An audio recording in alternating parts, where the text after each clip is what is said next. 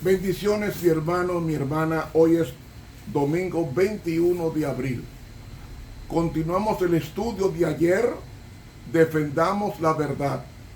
El texto para memorizar reza así: como Moisés levantó la serpiente en el desierto, así es necesario que el Hijo del Hombre sea levantado, para que todo aquel que en él cree no se pierda, sino que tenga vida eterna. Juan 3, 14 y 15.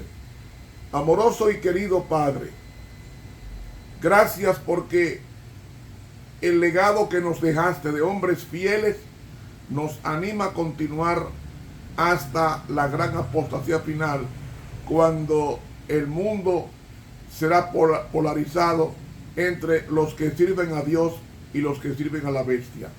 Permítenos, oh Dios, confiar y creer de todo corazón que triunfaremos, porque Cristo triunfó y los pretéritos también triunfaron en Cristo Jesús, Señor nuestro. Amén.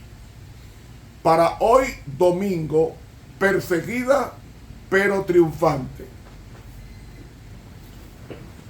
Un poder surgió en la Edad Media, cuya profecía de Daniel nos dice que ese poder hablaría palabra contra el Altísimo, y al Altísimo quebrantará, y pensará en cambiar los tiempos y la ley. Y ese poder hizo que la iglesia huyera al desierto, donde estaría preparado por 1260 años. Ahora, ¿cómo surge ese poder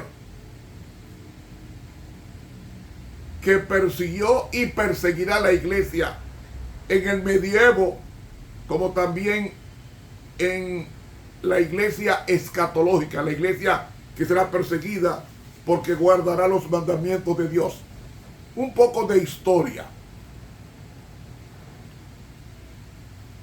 El desarrollo y la apostasía que culminó con el papado fue un proceso gradual que abarcó varios siglos. La declinación de ese poder siguió un proceso semejante. Con relación al futuro, Jesucristo advirtió a sus discípulos en Mateo 24: mirad que nadie os engañe, porque muchos falsos cristos y falsos profetas se levantarán haciendo grandes señales y prodigios para confirmar sus pretensiones engañosas, de tal manera que engañarán, si fuere posible, aún a los escogidos. Mateo 24. El apóstol Pablo, hablando por inspiración, declara que se levantarán hombres que hablarían cosas perversas para arrastrar tras sí a los discípulos, según Hechos capítulo 20. El resultado iba a ser una apostasía, durante la cual se revelaría ese poder al cual llama el hombre de pecado, y también el misterio de iniquidad, para oponerse a la verdad, exaltarse a sí mismo por encima de Dios y usurpar la autoridad de Dios sobre la iglesia, de acuerdo a la segunda carta a Tesalónica capítulo 2. Este poder, que según la advertencia de Pablo ya estaba obrando, pero en forma limitada, obraría por obra de Satanás con gran poder y señales y prodigios mentirosos, como lo dice Pablo en la segunda carta a Tesalónica, versículos 7 y 9. Ahora, la forma sutil de su crecimiento había de ser tan astutamente disfrazada que solo los que creyesen sinceramente la verdad y la amasen, estarían a salvo de sus pretensiones engañosas. Antes del fin del primer siglo, el apóstol Juan escribió que muchos falsos profetas han salido por el mundo en 1 Juan capítulo 4. Y un poco después, que muchos engañadores han salido por el mundo en 2 de Juan 7. Esto, afirmó, es el espíritu del anticristo, el cual vosotros habéis oído que viene y que ahora ya está en el mundo. 1 de Juan 4:3.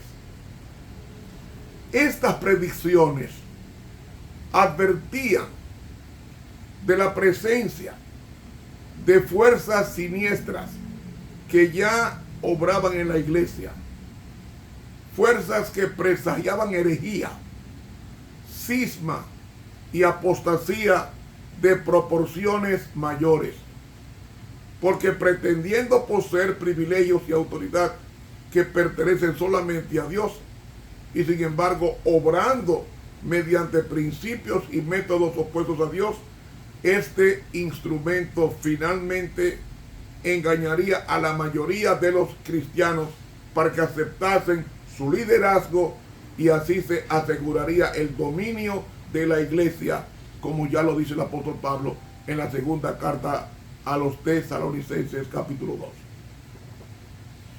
Durante los tiempos apostólicos, cada congregación local elegía a sus dirigentes y se manejaba por sí misma. Sin embargo, la Iglesia Universal era un cuerpo en virtud de la operación invisible del Espíritu Santo y la dirección de los apóstoles, que unían a los creyentes por doquiera en un Señor, una fe, un bautismo, según Efesios 4. Entonces, los dirigentes de las iglesias locales debían de ser hombres llenos del Espíritu Santo, elegidos, capacitados y guiados por el Espíritu Santo, y nombrados por el Espíritu Santo y ordenados por la iglesia. Cuando la iglesia deja su primer amor, pierde su pureza de doctrina, sus elevadas normas de conducta personal y el invisible vínculo provisto por el Espíritu Santo. En el culto, el formalismo desplazó a la sencillez. La popularidad y el poder personal llegaron a determinar más y más la elección de los dirigentes, quienes primero asumieron mayor autoridad dentro de la iglesia local y después intentaron extender su autoridad sobre las iglesias vecinas. Ahora, la administración de la iglesia local, bajo la dirección del Espíritu Santo, finalmente dio paso al autoritarismo eclesiástico en poder de un solo magistrado, el obispo, a quien cada miembro de iglesia estaba personalmente sujeto, y únicamente por cuyo intermedio el creyente tenía acceso a la salvación. Desde entonces, los dirigentes solo pensaron en gobernar la iglesia en vez de servirla, y el mayor ya no era aquel que se consideraba siervo de todos, y así poco a poco se formó el concepto de una jerarquía sacerdotal que se interpuso entre el cristiano como individuo y su Señor.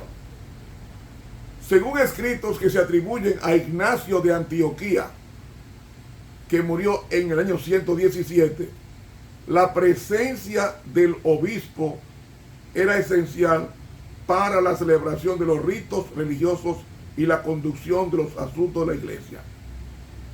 Ireneo, que murió en el año 200, catalogaba a los obispos de las diferentes iglesias según la edad y la importancia de las iglesias que presidía. Dada especial honor a las iglesias fundadas por los apóstoles, y sostenía que todas las iglesias debían estar de acuerdo con la iglesia de Roma en asuntos de fe y doctrina. Uno de los padres de la iglesia, llamado Tertuliano, que murió en el año 225, enseñaba la supremacía del obispo sobre los presbíteros ancianos elegidos localmente.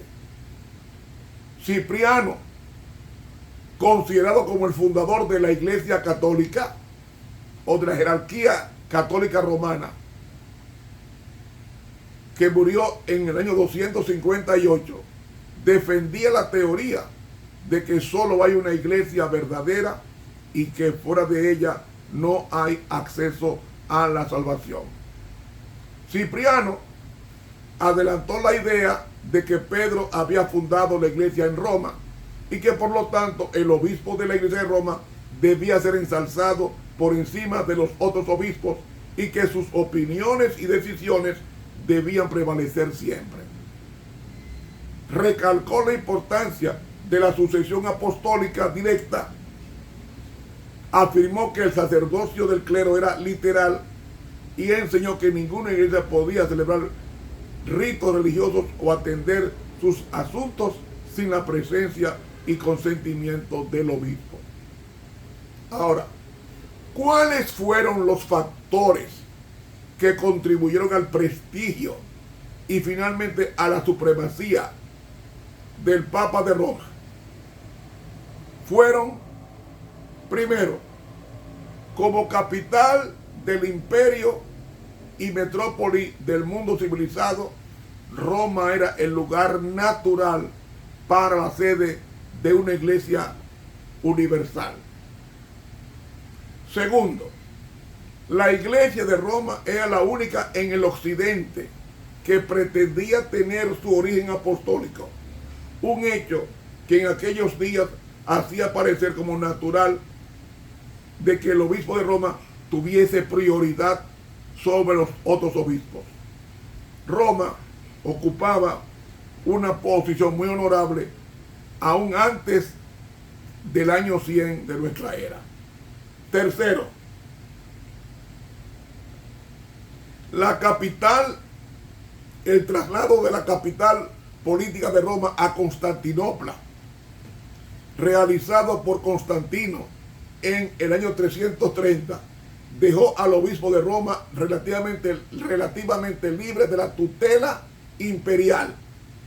Y desde ese tiempo, el emperador casi siempre apoyó las pretensiones del obispo de Roma en contra de los otros obispos. Cuarto, en parte, el emperador Justiniano, que estaba en Oriente, apoyó vigorosamente al obispo de Roma e hizo progresar su causa mediante un edicto imperial que reconocía su supremacía sobre las iglesias tanto del Oriente como del Occidente. Este edicto no pudo hacerse completamente efectivo hasta después de que fue quebrantado el dominio ostrogodo sobre Roma en el año 538. Quinto, el éxito que tuvo la iglesia de Roma al resistir varios movimientos así llamados heréticos, especialmente el gnosticismo y el montanismo, le dio una gran reputación de ortodoxa, y las facciones que en alguna parte estaban en contienda a menudo apelaban al obispo de Roma para que fuese el árbitro de sus diferencias. Sexto, las controversias teológicas que dividían y debilitaban a la iglesia en el Oriente dejaron a la iglesia de Roma libre para que se dedicara a problemas más prácticos y para que aprovechara las oportunidades que surgían a fin de extender su autoridad. Este punto continuará mañana por razones de tiempo. Que Dios nos ayude a vislumbrar en forma panorámica la verdad cardinal del Señor. Dios nos bendiga.